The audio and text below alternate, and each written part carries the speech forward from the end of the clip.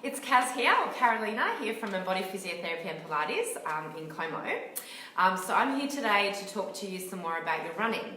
And in particular today, I wanted to talk about and give you a few tips on how you can improve your running style.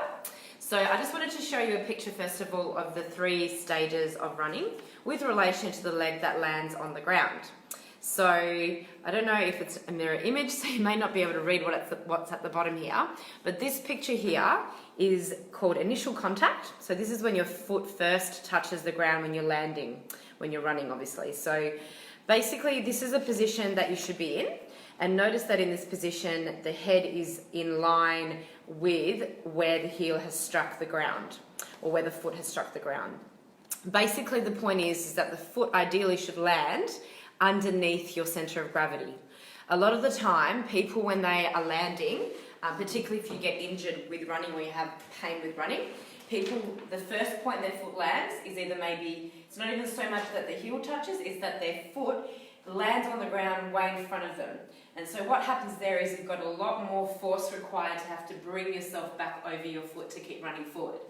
So if you can work on actually landing with your foot underneath you and with your shin fairly vertical, there's going to be a lot less force required to pull you forward to keep running. So you want to actually keep your strides relatively short, not too long, in summary.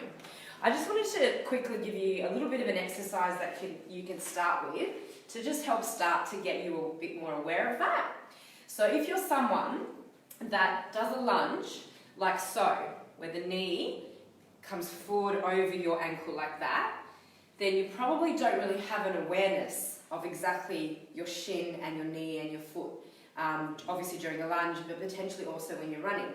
So a good starting point is to practice good lunging technique so that your body and your bones and muscles are just generally used to having, to loading and controlling in that particular position. So it's nice to do this in front of a mirror, and basically what you want to see is when you do a lunge, you actually want to see that your shin remains vertical, okay? I might move this a little bit further back so you guys can see in the background my shins. I'm kind of blending in with the background. There we go. So here I've got my back leg behind me, I've got most of my weight in this front foot, and as I lunge down, I'm keeping my shin pretty vertical. I'm not letting it come forward, I'm keeping it vertical. I'm also letting my body lean forward over my foot. Obviously when you land running, you're not going to land this far, but it's good to practice feeling the weight forward in your foot, and then you press back up. So it's about being able to keep that shin in line with the heel and the body forward, so most of the weight's in the foot, and then coming up. So that's one way, just to start playing around with that awareness of where is my shin in space, how am I controlling my positioning and my body weight. So if you're not sure what you're doing with your initial contact with your running, then you can actually book in and get a running analysis. So we're opening up a new running clinic here at Embody, and we take a video of you running on a treadmill. And then I pause it, or I slow motion the run, and I stop and look at every single position in your running cycle. So I look at your initial contact, or we look at your initial contact, as well as the other particular positions.